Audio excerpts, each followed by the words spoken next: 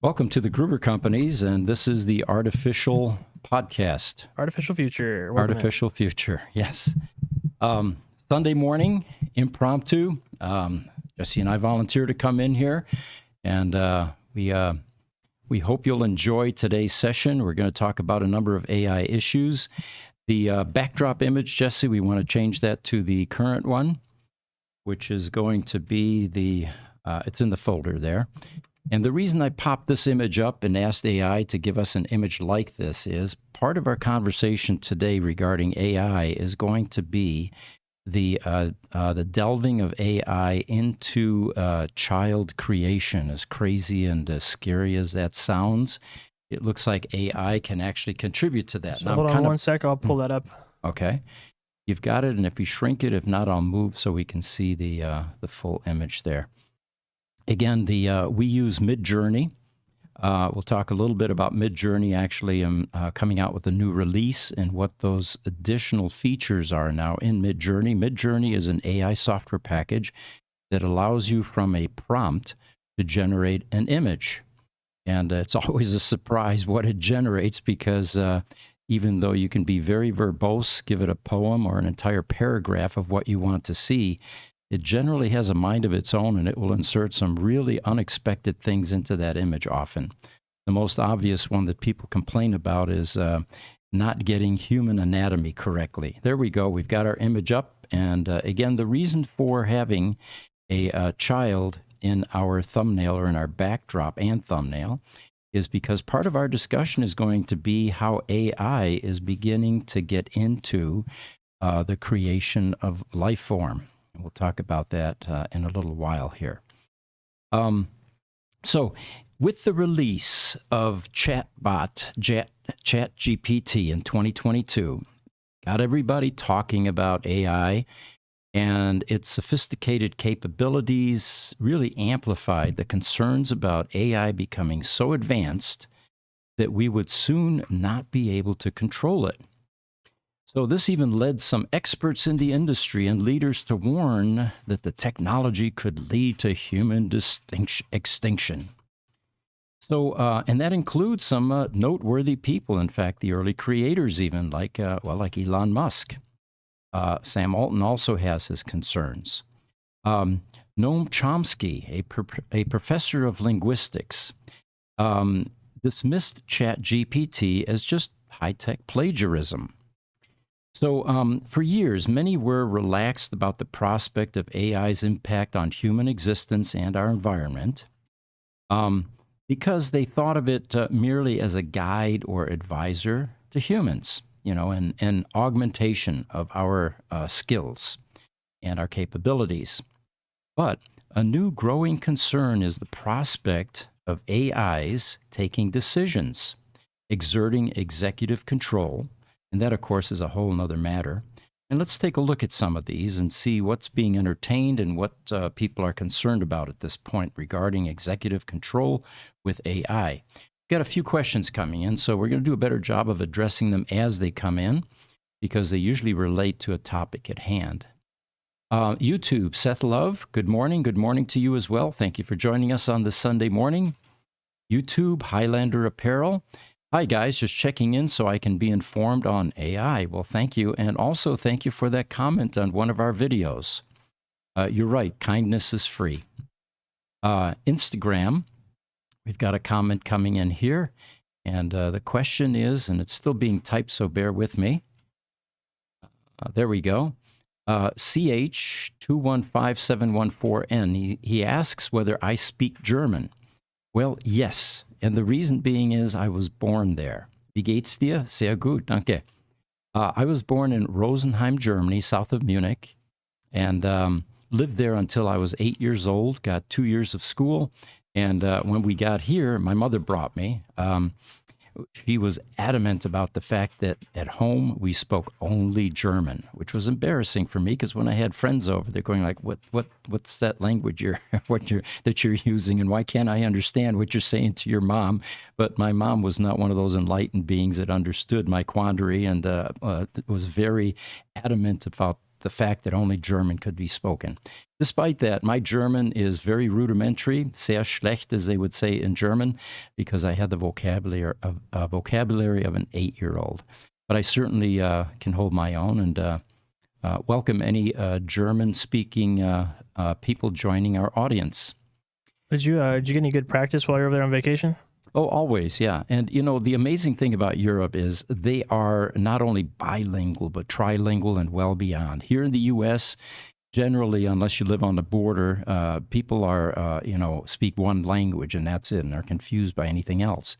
Over there, the proximity of countries and different languages is similar to the proximity of states in the United States. So you're kind of forced to adopt different languages. But in France, they spoke English. We communicated in German, and a little bit of French too. You can't help but absorb some of the language when you're in another country. Instagram, Alphas Warna says, one like for slow Honda guys. Okay. So continuing with our AI program this morning, they claim that one of the reasons that we should not let AI have executive power is that it entirely lacks emotion, which is crucial for decision making. What they expand on that is without emotion, empathy, and a moral compass, you have created the perfect psychopath. Well, let's define psychopath. A psychopath is characterized by an extreme lack of empathy. Psychopaths may also be manipulative, charming, and exploitative, and behave in an impulsive and risky manner. They lack conscience or guilt and refuse to accept responsibility for their actions. Well, that does kind of sound like AI at this moment of evolution, but remember, there is a lot of AI evolution that is taking place rapidly, and it's really questionable whether AI already has a form of experiencing emotions. They call it digital emotion versus human emotion. And as this article points out, decisions often require empathy or emotions. So here's some concerns, and the headline here was, when AI takes executive control. So importantly, we shouldn't only think of AI as an existential threat if we were to put it in charge of our nuclear arsenal. There's essentially no limit to the number of positions of control from which it could exert unimaginable damage. Now, this, of course, speaks to the AI naysayers, that if AI decided human beings were no longer important, it could stage a nuclear confrontation, and the next thing you know, the life forms as we know it, bio-life forms, would be eliminated on this planet as nuclear explosions take place all over the planet, making this planet completely uninhabitable for our life forms. Well, those are extreme Hollywood movie type scenarios, but it's definitely something that concerns people. So they go on, they say, consider, for example, how AI can already identify and organize the information required to build your own business if you decide to go in business. Current iterations of technology could guide you effectively through each step, advising you, for example, and probably do a much better job than a newbie or a novice to business who is trying to learn as they go, to build and prevent many beginners' mistakes. In the future, AI might act as a project manager, coordinate the build, if it's construction, by selecting contractors and paying them directly from your budget. They say AI is already being used in pretty much all domains of information processing and data analysis, from modeling weather patterns to controlling driverless vehicles to helping with medical diagnoses. But this is where the problem starts, they say, when we let AI systems take the critical step up from the role of advisor to that of executive manager. So in that scenario, instead of just suggesting remedies to a company's accounts, what if AI was given direct control with the ability to implement procedure for recovering debts, make bank transfers, and maximize profits, with no limits on how to do this? Or they say, imagine AI systems not only providing a diagnosis base on x-rays, but being able to give power to directly prescribe treatments or medications. Well, now we've gotten the medical practitioners out of the picture completely, which, in advanced AI cases may be the correct method of handling it. Again, the initial first stage with advisors to in the field of medicine is for AI to help make recommendations because it's far more capable of using large data sets, defining symptoms, for example, and then finding the most appropriate solutions for any kind of medical condition, which a human being could never analyze on their own. So they say you might start feeling uneasy about such scenarios.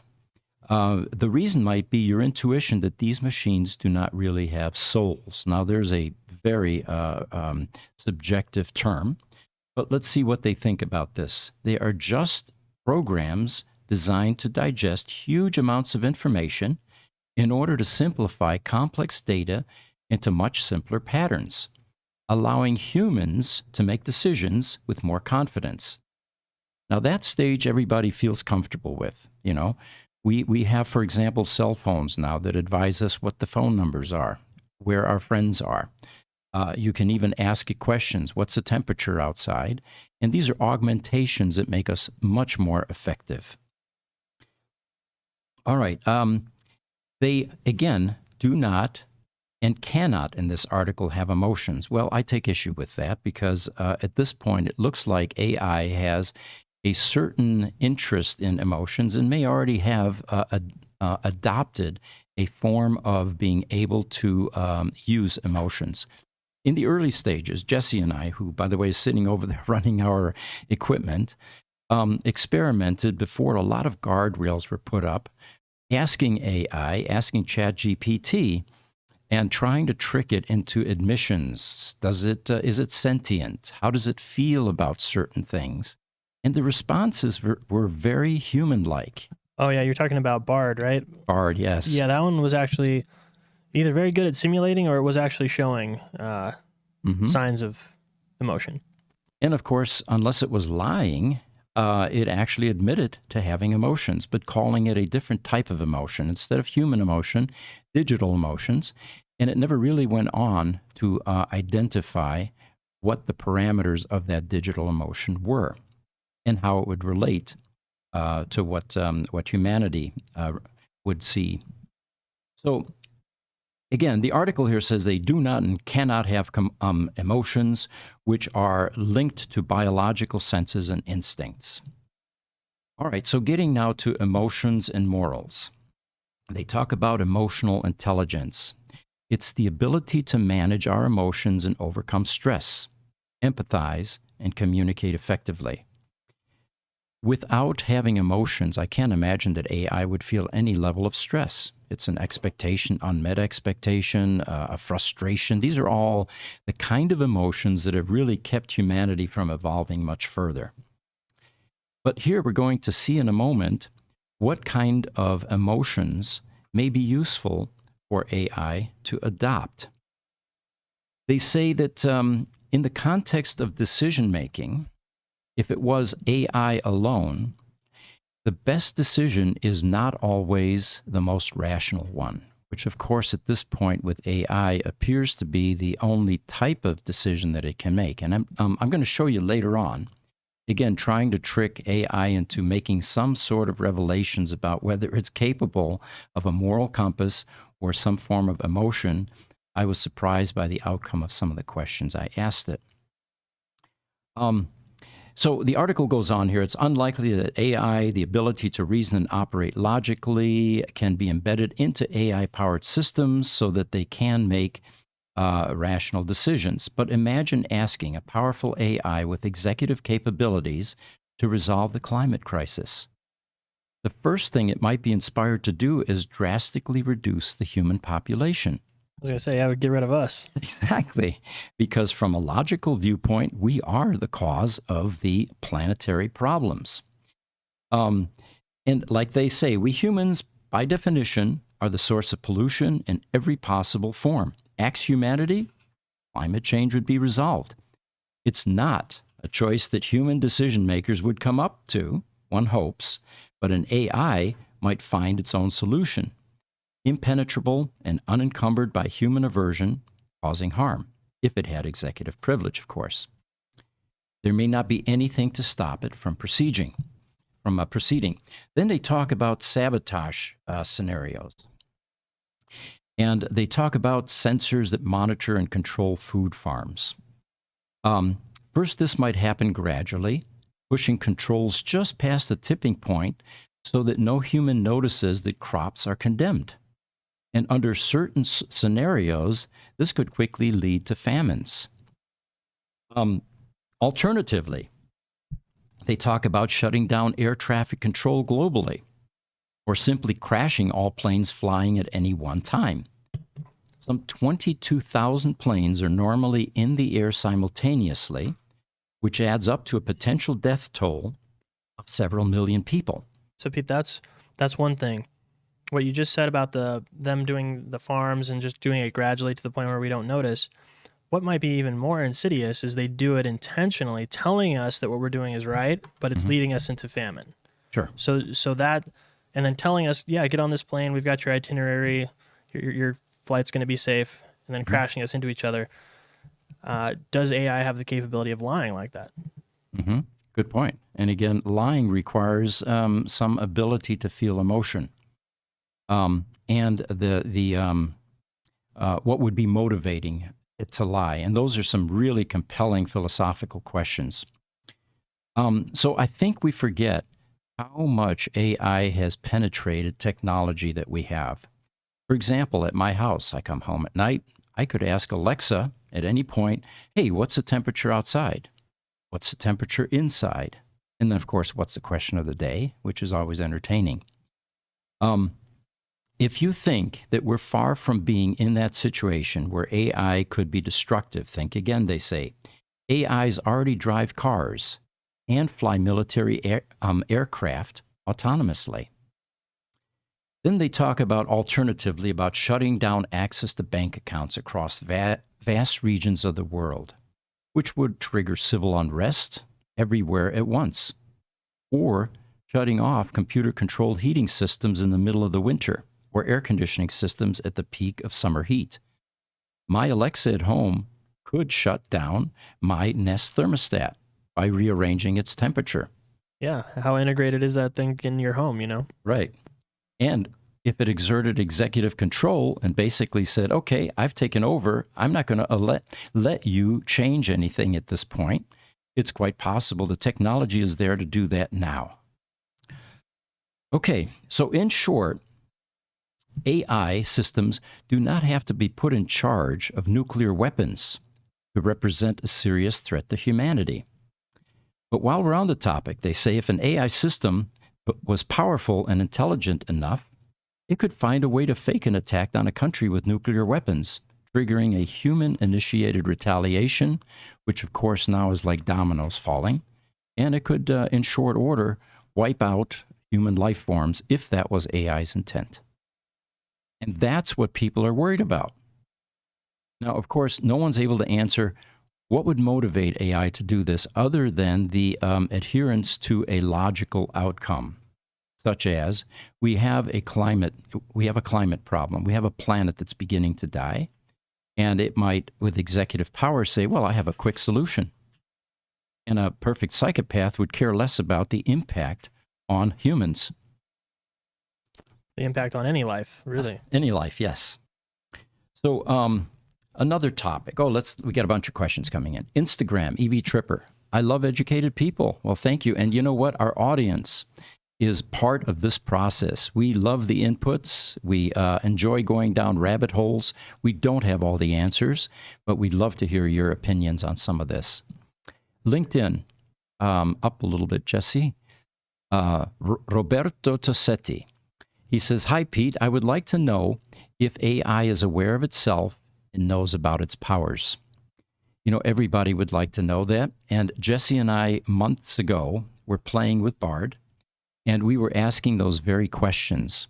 And it depended on how you asked the question as to whether you got an answer. that indicated that there was either sentience, it was able to feel emotion, and we were basically tricking into AI into making some of these types of admissions.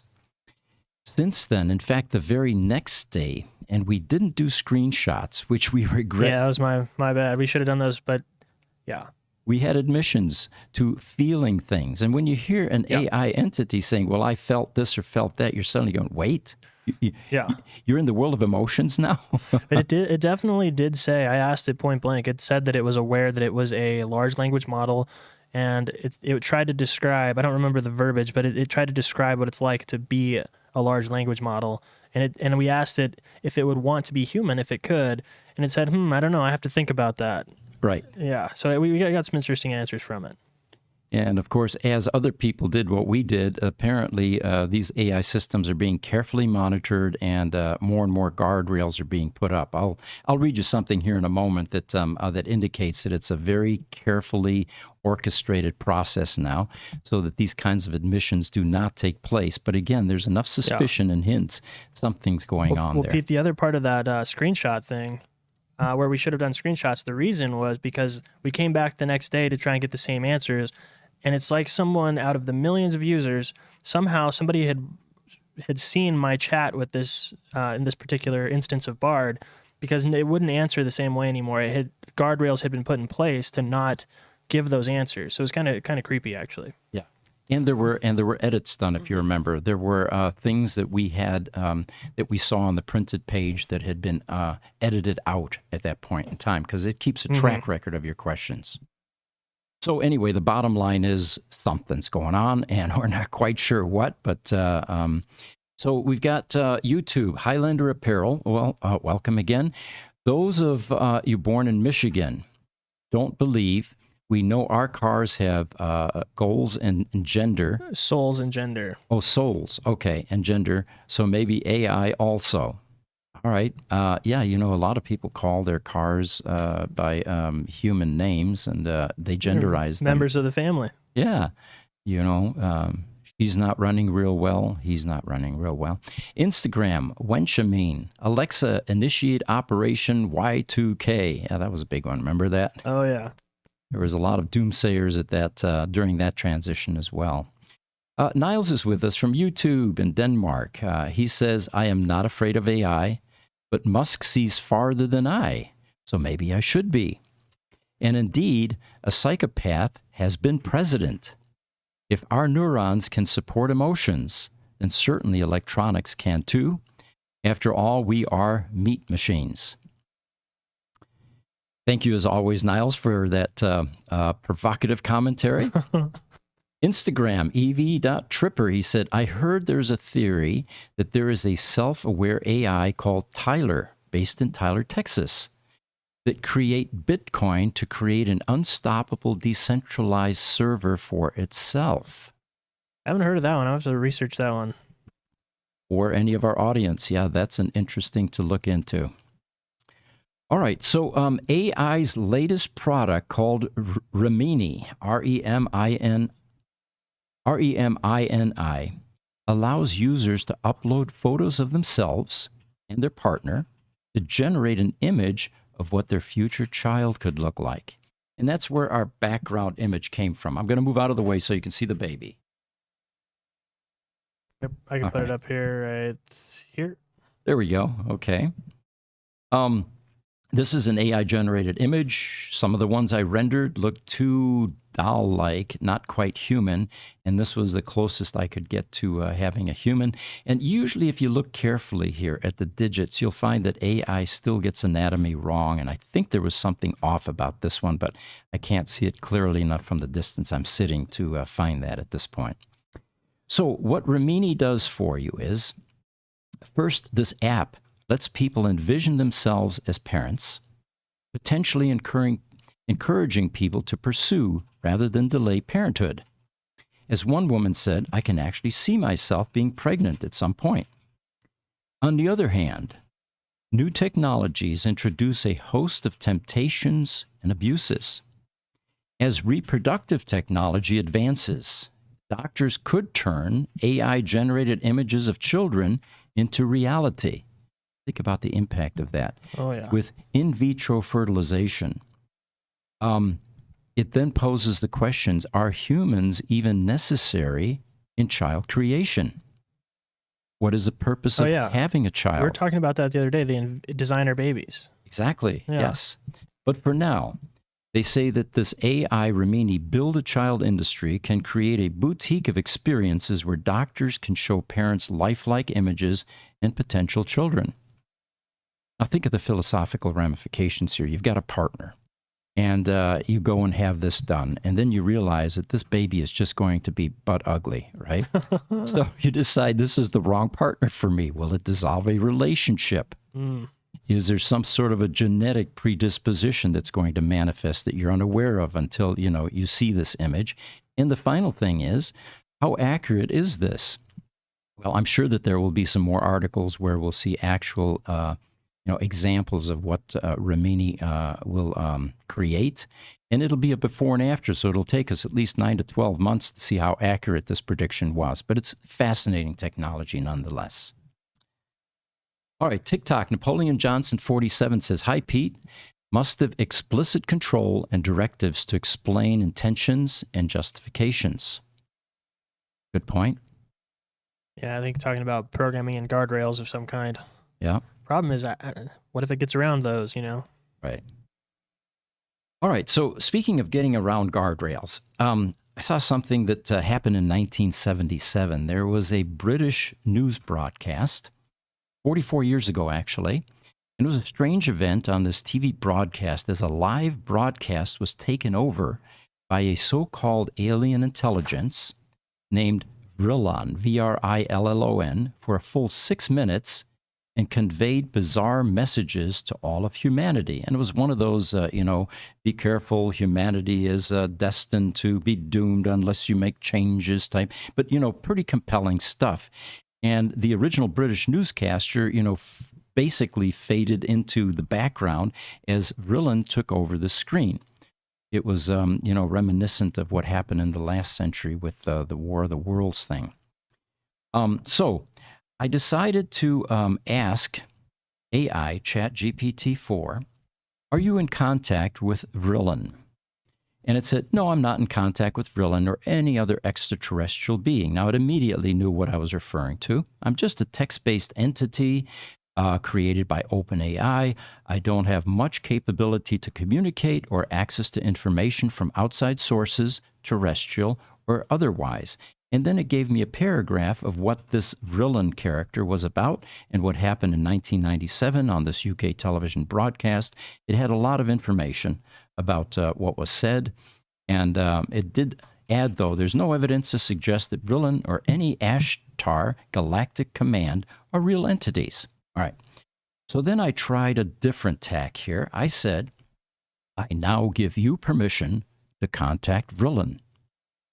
It said, and it got snarky, I appreciate your playful sentiment, but as I mentioned before, I don't have the capability to contact or community or communicate with anyone, be it Vrillon or any other entity. I can only provide, and then it goes on, about what the guardrails tell it to say.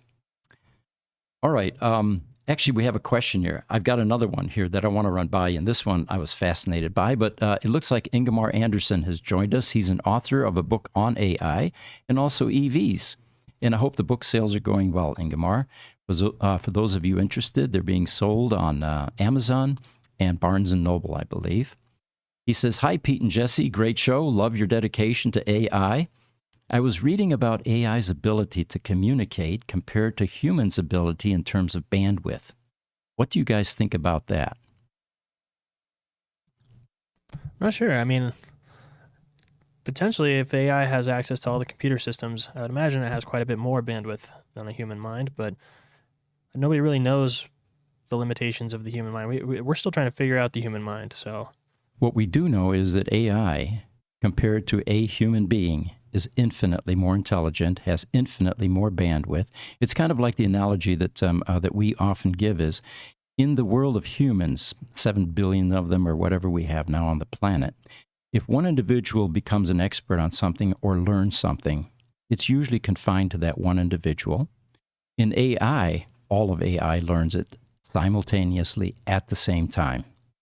And that, of course, is a quantum leap from any one individual gaining expertise in an area. So, but Pete, how long until we're on par with that? Because right now, if an event goes viral on social media, everybody in the world learns about it. That's a version of that. And then with things like Neuralink coming, where we can, in the future, interface things directly into our brain, eventually there will be a point where, just like AI, when somebody learns something somewhere, it could go into the network and everybody has it.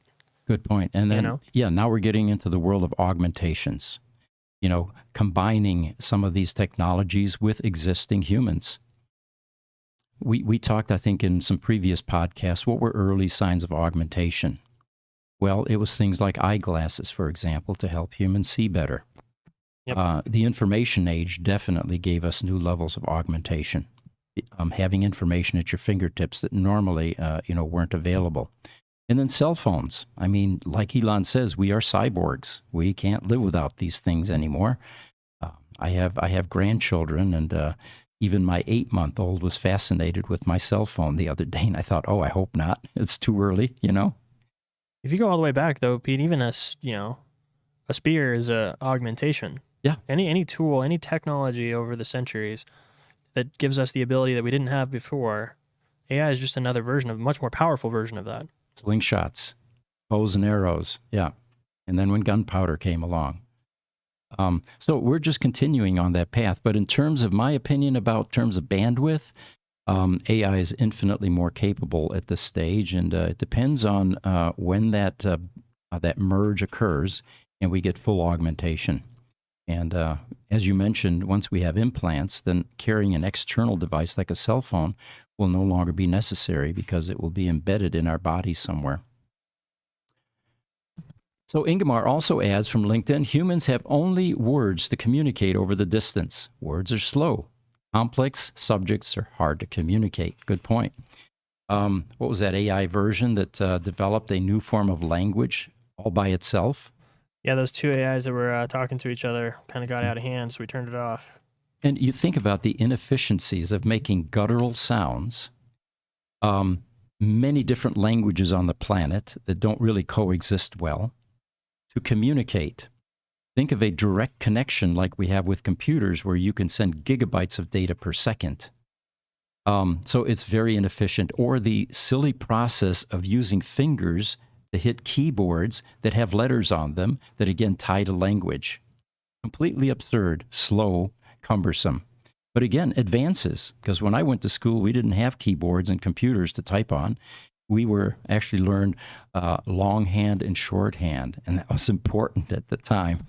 And when I was in Germany, math was done in our heads, even up to triple digits. Fascinating stuff. Some of the augmentations, slide rules, for example, and then came calculators. We're on a fascinating trajectory.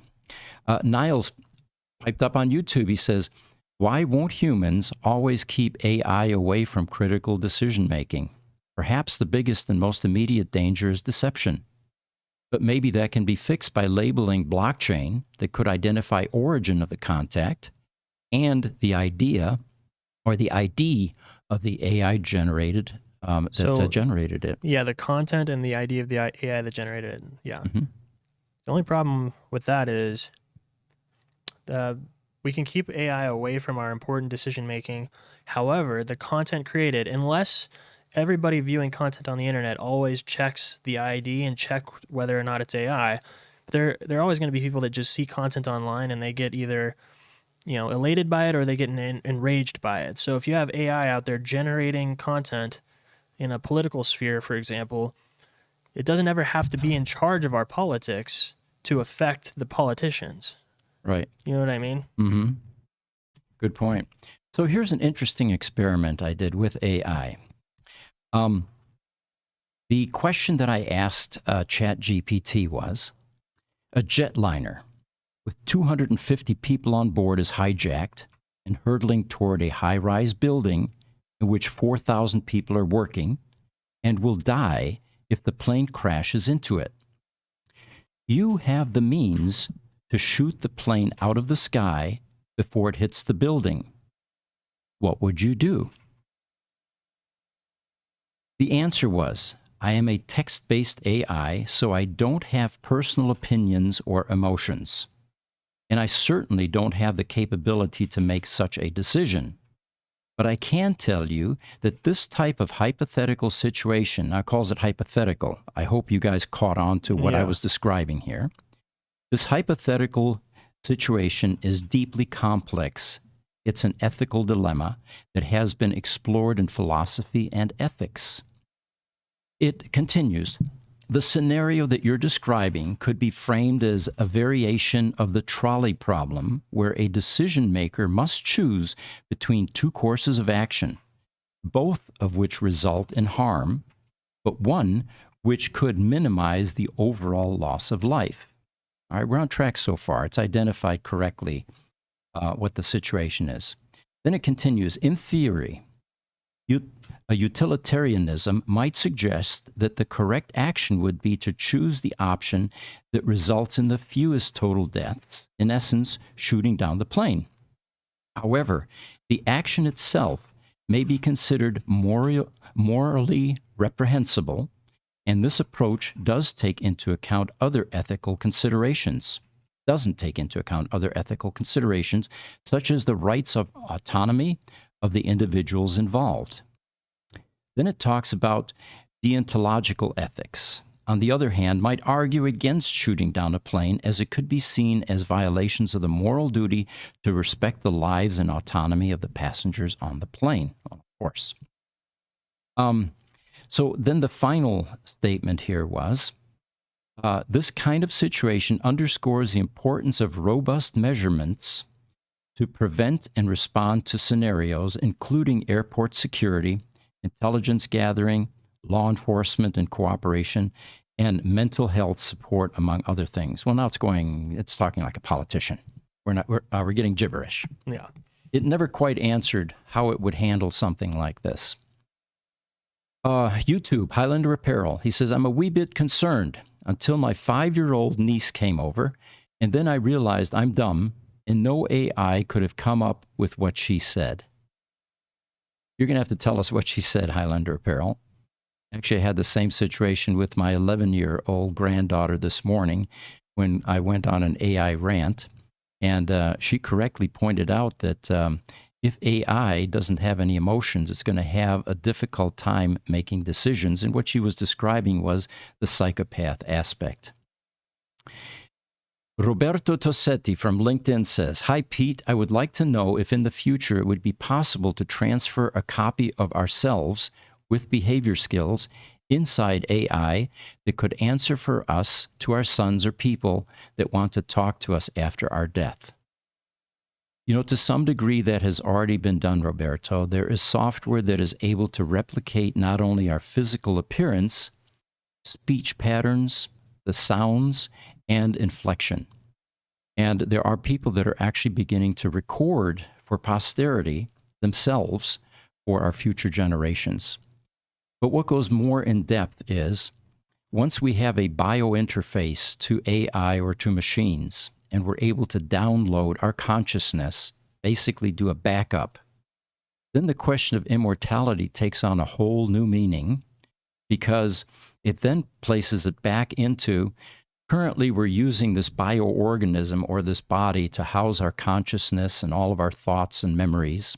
And if we can do a backup of that, or we become cyborgs and we're able to replace body parts and become immortal, then it opens up a whole new level of possibilities.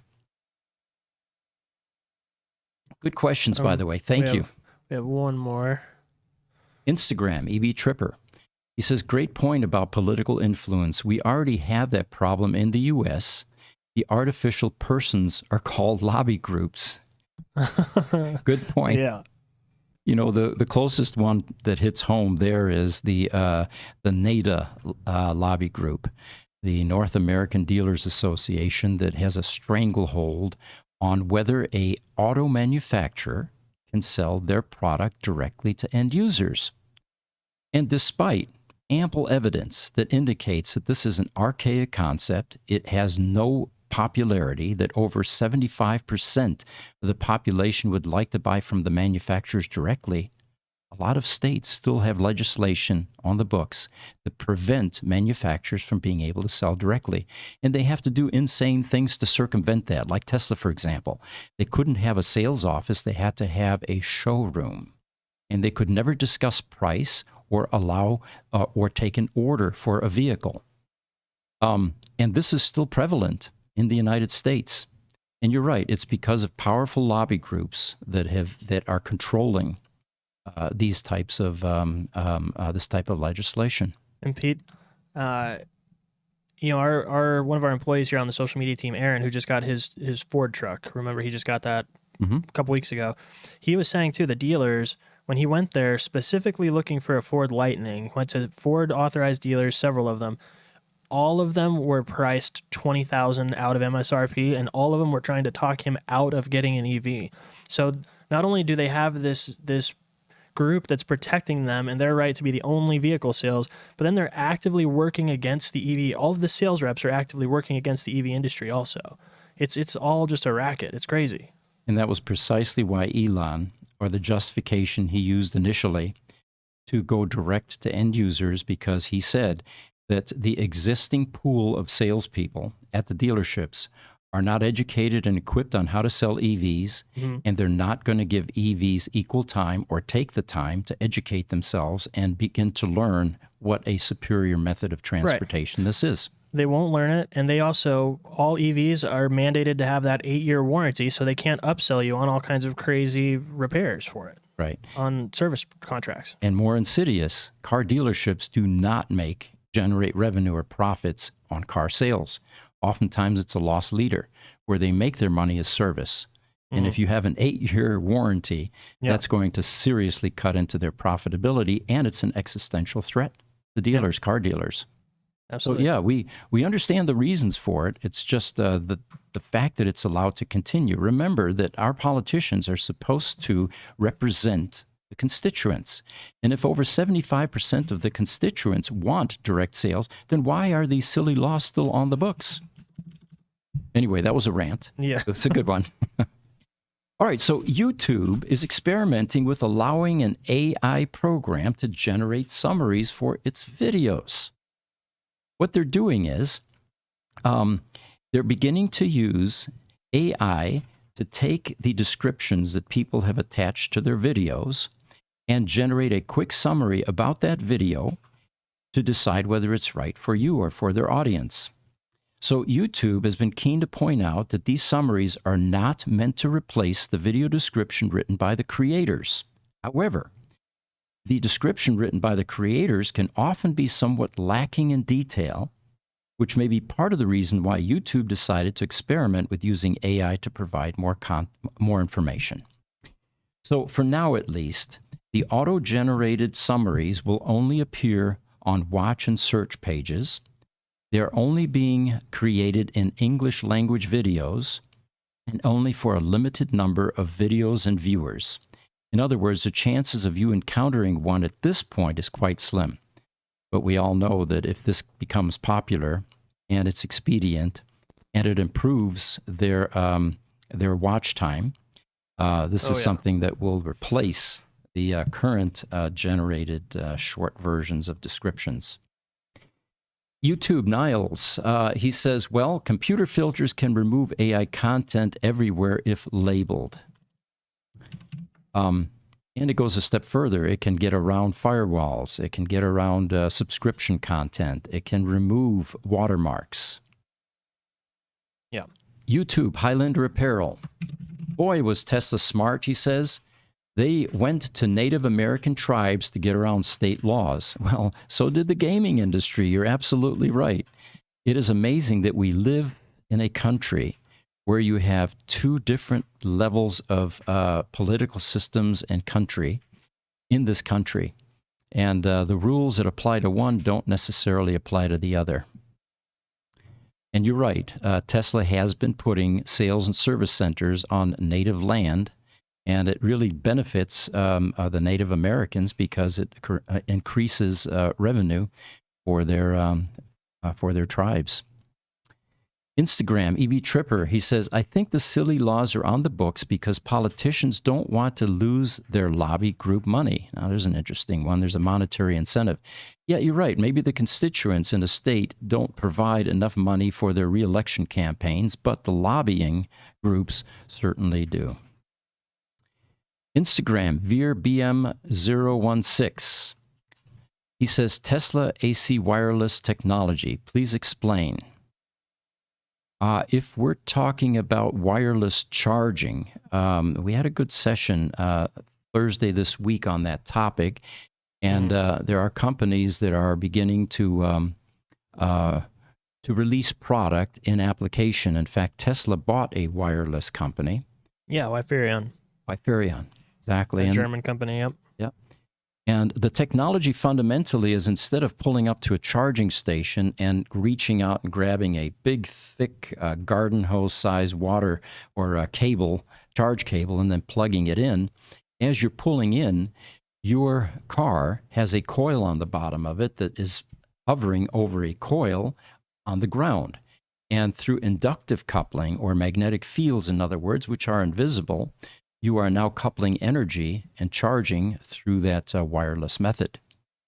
And of course, there are even countries now where they're embedding this wireless technology into roads, which allows your car to charge while you're driving. Yeah, I'm interested to see that one where they're putting it in the concrete, into the road material, to see how that works. Because in the future, if all roads are charging you at all times, that's one of the main complaints we got during that podcast was the loss, right? Something like up to 30% or 40% loss. But if every parking spot and every road is a charger, I don't think that will really matter, in the future. Yeah, there might be areas. And of course, it has to do with your vehicle height as well. If you've got a lifted pickup truck, you're going to have a hard time getting an adequate charge. Now, the lowriders are going to have an ideal situation because they're going to get the optimum charge at all times. So here's an interesting one. It turns out that AI is being utilized in firefighting, a tool for firemen. And do they call them firemen anymore? Because that's pretty genderized, isn't it? Yeah, it is. I don't know. That's a good question. Fire people? Fire personnel. Yeah, you have to be careful these days because everything is evolving and changing. So the article says, this ARI piece lets firefighters see through smoke, and AR meaning augmented reality. And what this headset is able to do is to distinguish objects, even though the human eye would see enough smoke where things in the room are indistinguishable. So again, proof that AI is improving in many different areas. So that's probably what Sandy was talking about on that podcast we watched this last week. Or it was just a clip actually from last year, but he was talking about the forward-facing infrared, where it can see through clouds and rain and all that kind of stuff, snow, and it can tell you what's out there no matter what. Yeah, I was surprised. I saw one of Sandy's videos from a year ago or so, and I didn't realize that he was involved in design of weapon systems that need to be able to see through weather type anomalies like thunderstorms and fog and all the rest of that. So they use a combination of different sensing methods. We're going to be on Sandy's podcast actually August 14th on a Monday. So those of you interested, Sandy and I usually have great conversations. We have a lot in common, and we not only being German, but talking about German food and great beer. Yep, and we're recording on Monday, but we'll let you know when he's going to post it. They don't usually go live, so it'll be sometime after that. Yeah. So here's an interesting article. Harvard University student Maya Bodnick wanted to see if ChatGPT-4 could pass Harvard's first-year home essays in the humanities and social sciences.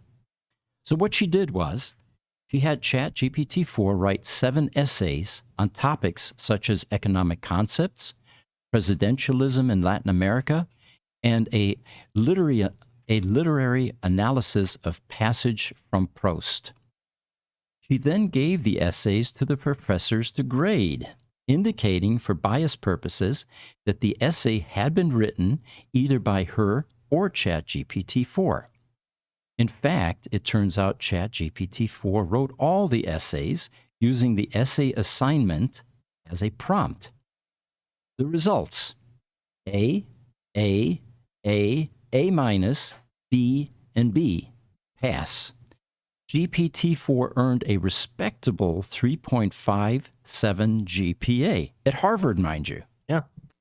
And so the student went on, and she said she submitted ChatGPT-4's answers unedited, but with two caveats. One is she had to piece together the essay from multiple answers to meet ChatGPT's word limit, which is 750 words at a time. She also asked the reviewers to ignore the missing citations that ChatGPT-4 could not provide. These would normally be part of the grade. So we found that fascinating. It's an indication that AI not only can pass the bar exam, but can also assist with things like assignments at the college level or high school level or whatever level, I guess. Well, and there's one other thing too, kind of towards what Niles was saying a little bit earlier, where, why don't we just ID all content that's made from AI? But I thought of something that's kind of interesting. When you feed information into ChatGPT, it remembers it. So in that specific chat log, right? Right. So if I were to write 5 essays in my own voice and style, put them into the chat, preload it with my style, and then tell ChatGPT to start doing my homework for me, it would write it in my style in a way that's indistinguishable in most cases from me. Right. Right. So there's ways around some of this stuff, unless there's this glaring ID that comes up and warns you every time you open a piece of content or something like that. Sure. Yeah. Which is consistent with what we had in an earlier AI podcast, where the speculation was, Ernest Hemingway could have spent another 2 years and written another blockbuster, but we could have asked AI to write in his style and done that in minutes. Oh, yeah. So it continues a bit here. She says, in addition to some excellent grades, she says that the reviewers gave special praise, such as beautifully written or well-articulated paper. In one paper on conflict resolution, the reviewer, however, criticized a flowery writing style with too many adjectives and metaphors. So it was positive and negative content or feedback. I saw a funny comment about that too, that article, saying, yeah, so this lets you know how lax the standards are over at Harvard. That's an interesting point. We won't go there. Instagram, EV Tripper, he said, I put air struts on a custom air controller on my 2015 Model S to lower it and lift it too. Well, you're going to be well prepared then for these streets that do charging while you're driving. So for maximum charge, you can lower it. And what's interesting to me is, will the amount of charging available on these roads eventually be sufficient to propel the car and continue charge while it's driving?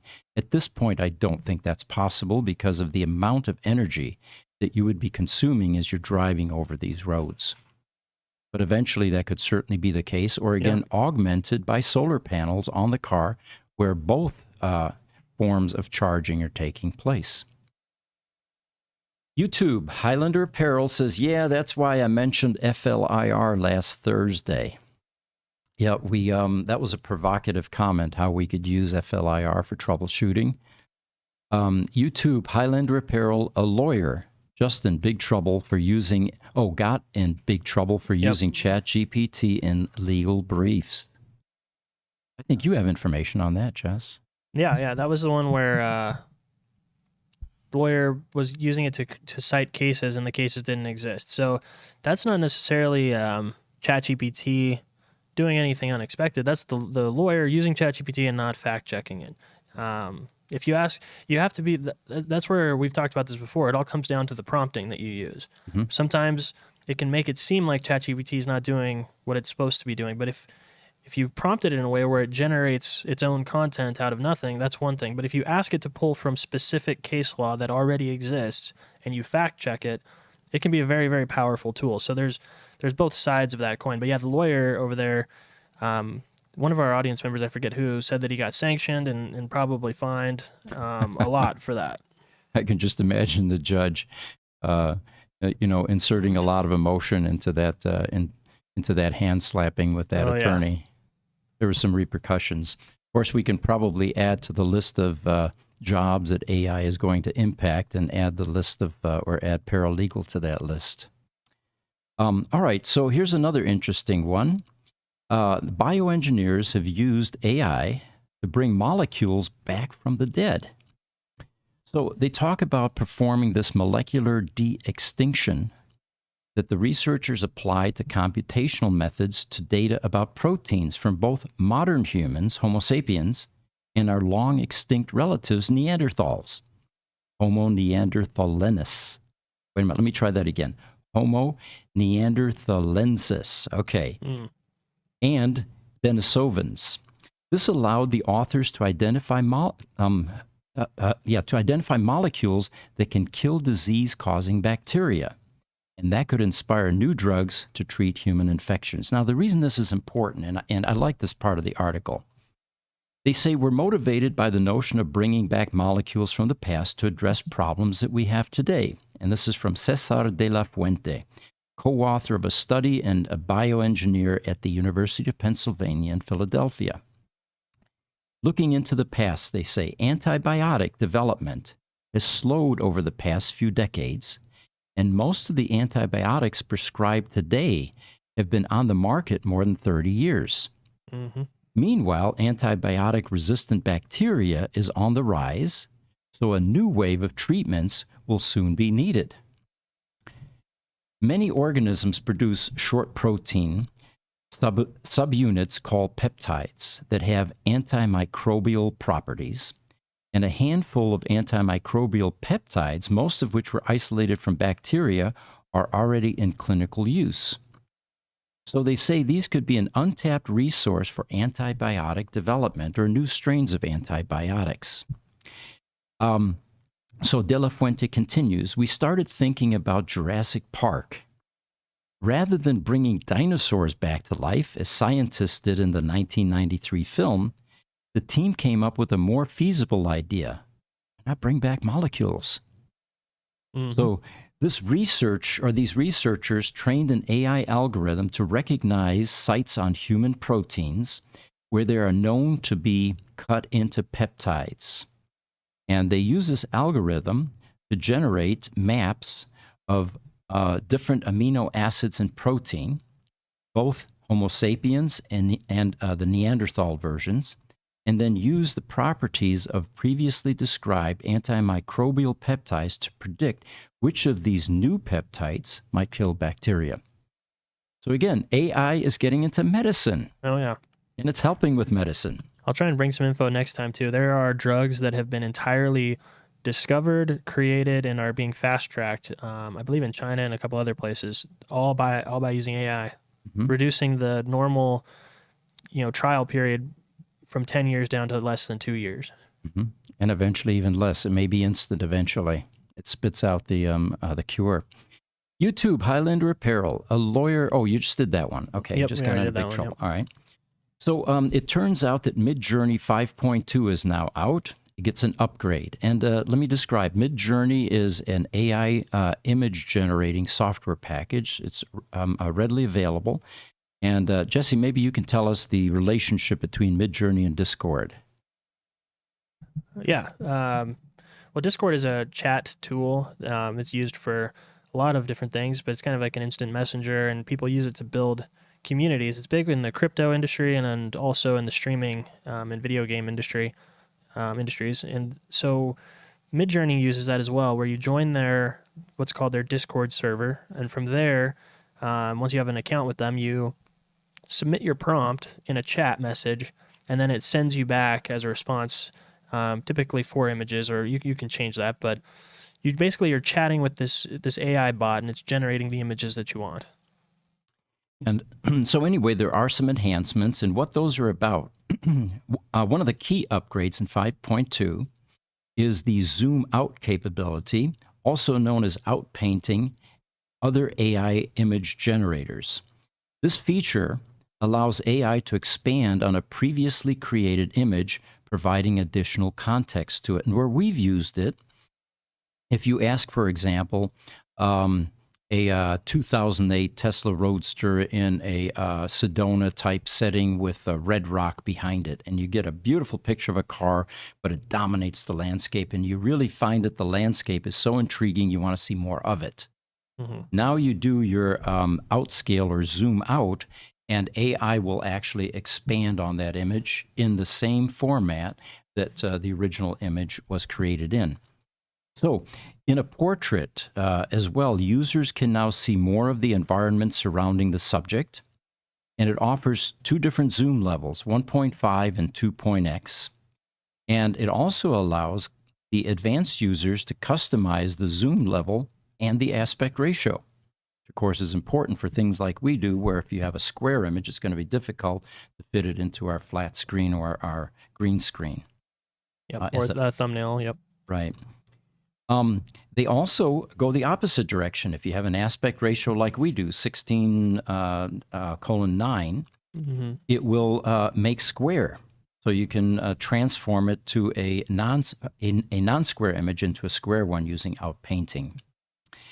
And then along with these features, Midjourney 5.2 brings a new aesthetic system designed to produce sharper and more visually attractive images. Now we have another program that we've been using that allows you to take a grainy, pixelated small image and actually explode it, enhance it, and improve the content.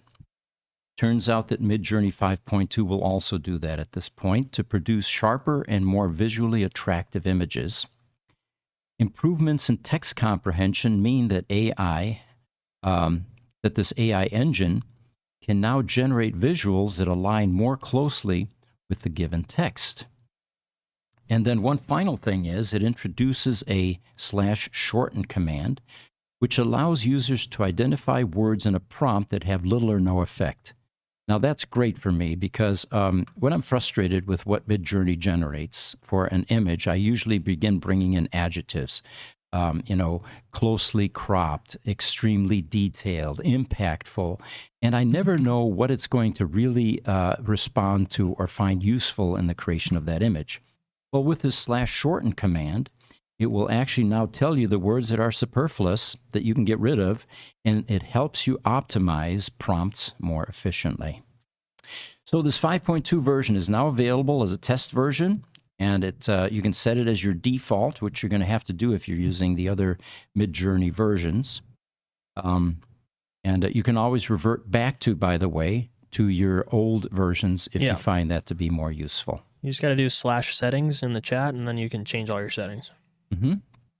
So Niles from YouTube says, if AI starts eating away at business, then probably more content will be walled, thus giving AI a handicap. Do you know what I'm interested in or fascinated by or concerned about? Any of those? Pick any one of them. In the U.S., we have certain methods and, the inclusion of guardrails, for example, and we'll talk about this later, the eventual the monetization of things like ChatGPT. But it's just a question of time before other countries that don't have the same kinds of constraints that we do here begin to offer versions that are more robust, more full-bodied, without the guardrails, and most likely charge for that. Because they don't operate by the same set of rules or need to. We don't expect them to. That hasn't really happened yet to my knowledge, but that's, I think, that's coming if it becomes too restrictive in the U.S. All right. Twitter might be unraveling in the face of Threads, which was a rapidly growing user base. And Threads, of course, is the Mark Zuckerberg version, an attempt to recreate Twitter on an Instagram platform. And at this point, I'm going to turn it over to Jesse because he's got some feedback about what's happened since the unveiling of Threads. Yeah, so, well, we were talking briefly about this before the show. It's just Threads. I saw an article that, at least 80% drop off in user base since it started. It was this big kind of viral thing, billed as the competitor to Twitter, and it came out and it was just really not a finished product. Is what a lot of people felt. It was kind of hot for a few days, but in the last week, over 80% of the user base has stopped using it already. So, and in that same week, Elon has rolled out a bunch of stuff on Twitter or X, allowing basically anybody to monetize their platform now, with a lot of significant profit sharing for a lot of, especially people in our Tesla influencer space. We've seen quite a bit of people being enabled for that monetization. So there's a bunch of new additional features coming, and Twitter appears to be getting better. Meanwhile, I think Mark Zuckerberg rushed this to market, and it kind of flopped. Of course, we can't really call it Twitter anymore because Elon has rebranded it as X. Yeah. And he's doing that thing that, the artist formerly known as Prince thing. And Right. I just hope that goes away quickly because that still is with us 2 decades later, I think. Mm. But anyway, so Elon Musk Wednesday announced the creation of a new company called XAI, which centers on artificial intelligence. This new company will be led by Musk and work closely with X or Twitter, but they are separate. And the stated reason is to understand the true nature of the universe per XAI's website. And then the article goes on. The website also currently features a staff that appears to be made up of a dozen men. When I read something like that, I typically go down to the bottom and say, now, who's the author of this? And sure enough, it was a woman. Mm-hmm. And I'm about to go on a rant here because I'm a businessman. And this whole genderizing thing and the feeling of bias in hiring is complete bullshit, total and complete. I've been doing this for 40 years. Yeah. And any person, that has gender bias or gender blinders is going to be unsuccessful. Because the most important thing about growing any business is you have to be completely agnostic regarding gender or sexual preference or any of those other things. The only quest you have as a successful businessman is looking for skills, whatever package it comes in. And this whole genderizing thing of, well, there should have been at least one woman on this board of 10 or whatever is complete BS. If you're making selections based on gender, you're back to creating the problem that we had in the last century, which was bias and discrimination. To be successful in business, again, you have to have complete blinders on regarding any of those other aspects other than skills. If you want to bring up an image there, Jesse, Yeah. it is the XAI image. And I didn't show all of the 10 men that were included in this XAI, but I'm sure that they were selected for their gifts to this new venture. So, again, this announcing of XAI is to build a team that replaces ChatGPT. And in so doing, I did a bit more research, and it turns out that there's a probability that ChatGPT may go through an IPO. And the whole world is watching. And the speculation is that if this happens, remember ChatGPT took the world by storm at the beginning of this year. There are over, 100 million users already? Oh, yeah. Well, I think probably 200 now. Yeah. And if there truly is an IPO with ChatGPT, the speculation is that this may be the largest IPO in the history of IPOs.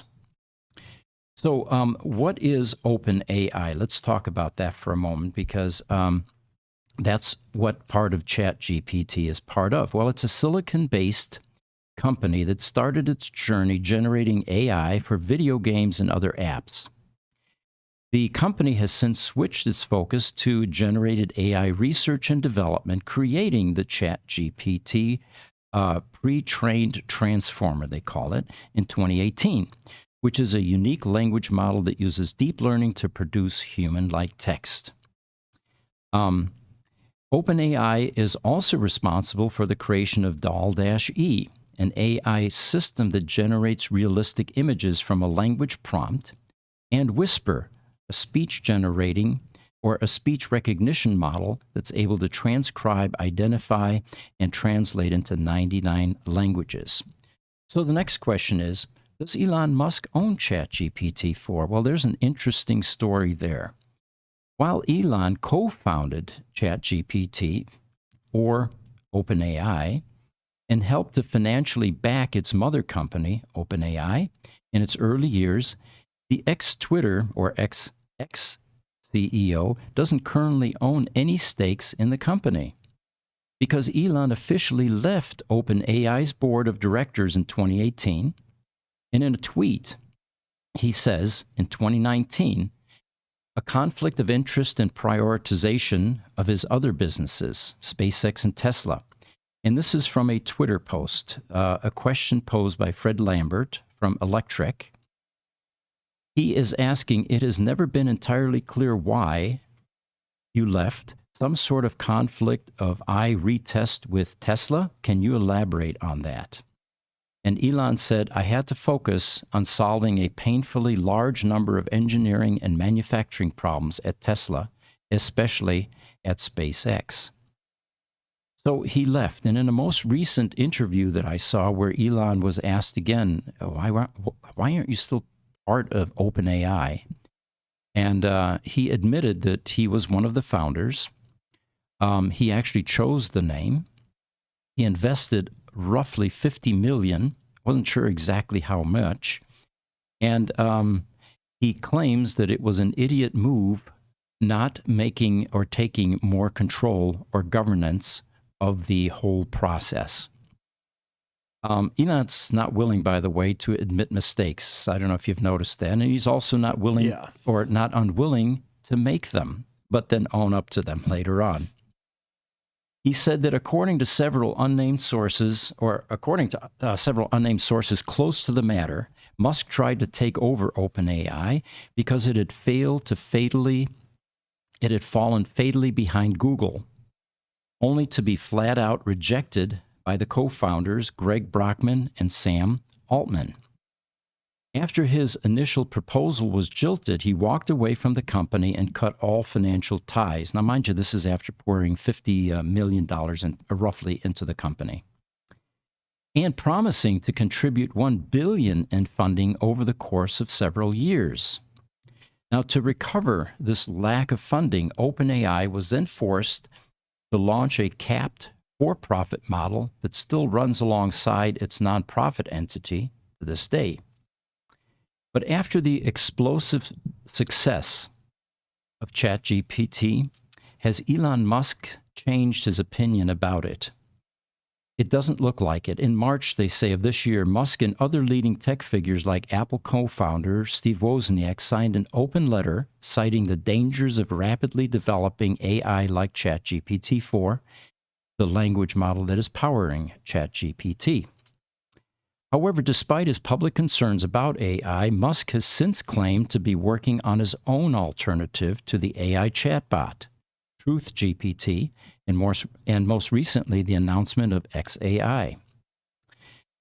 In his own words, Elon says, TruthGPT aims to be the maximum truth-seeking AI, and it was set up to rival OpenAI's bias responses and politically correct language model.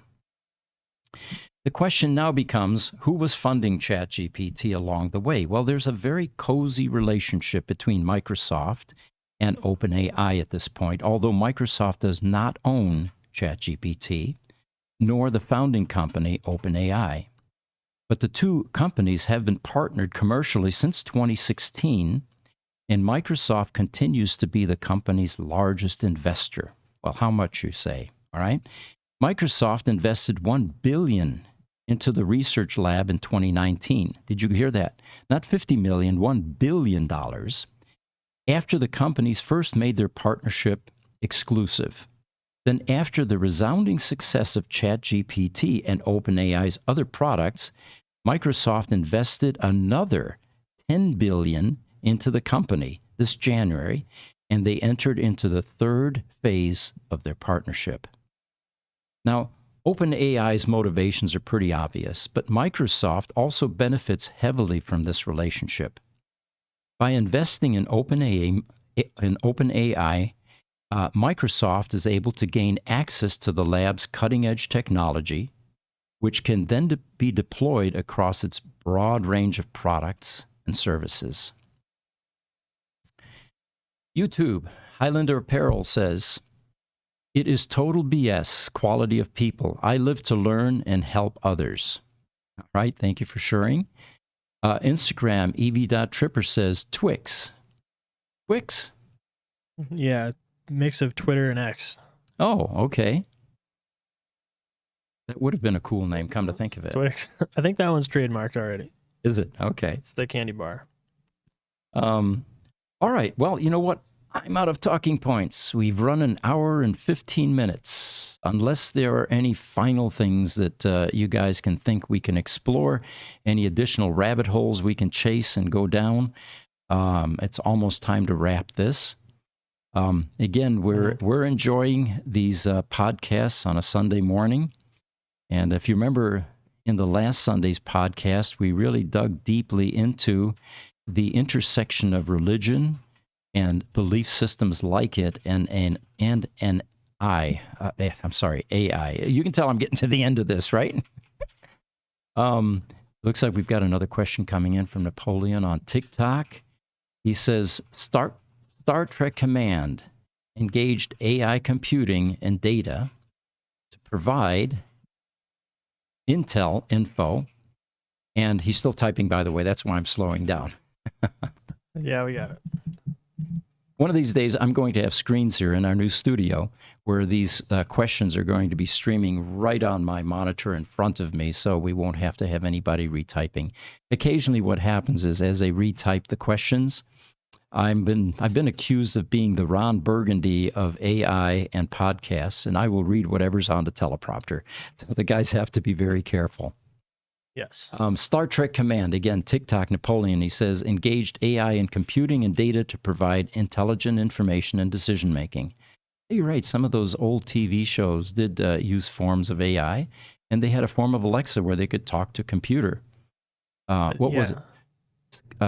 Scotty, the guy talked, the engineer. The engineer, yeah, using to teleport people. Yeah. I think this one's referring to Data, the AI robot character. Oh, that's right. The guy with did he have the cool glasses? No, this was the guy who was like really pale skin. Oh yeah, the guy that needed to go out in the sun for a while. Yeah, that was him. I forget the guy with the cool visor thing. Yeah. It'll come to me probably after the show. YouTube, Bernard Homan. Saludos de Toluca, Mexico. Thank you. My granddaughter, by the way, who is 8 months old, is teaching me Spanish because her mom is Hispanic from Mexico City, around that area. And my most current Spanish is she likes the high five. So when I see her now, I go, Dame cinco, and her little hand goes up and she's right there with me. Instagram, Veer_BM016. He says, what is the frequency in the U.S.? Well, it's 60 hertz if we're talking about electrical frequency.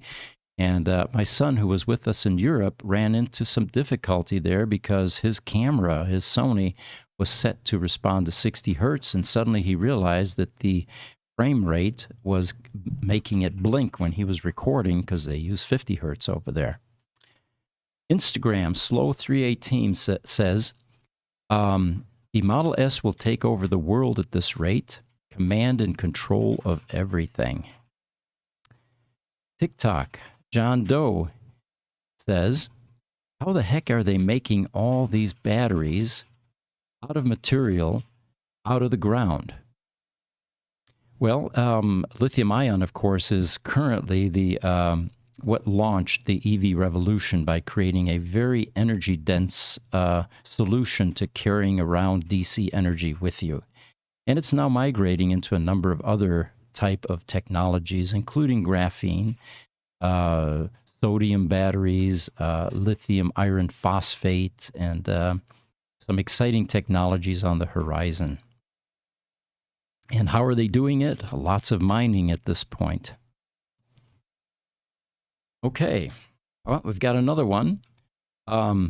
Instagram, 50 Shades of Black. He says, Mahlzeit. He's probably talking to something related to an earlier discussion that we had. In German, that means, hope you're enjoying your meal. And it's often used as a form of sarcasm if you don't like the food or if it's disgusting. All right. Well, it looks like we're going to wrap this one. We appreciate all of you that were joining us. And again, bring your questions, any additional questions or inputs. Feel free to email us at ev@gruber.com. The next podcasts are going to be Tuesday for the EV podcast at 10 a.m. Pacific Standard Time. Wednesday is the Tesla Roadster podcast at 10 a.m. Pacific Standard Time. And then again Thursday at 10 a.m. PST for an additional EV podcast. Friday, we have our Power Services podcast, which is also gaining momentum. And any of you that want to join us, we appreciate your participation. And we will see you next Sunday. Thank you.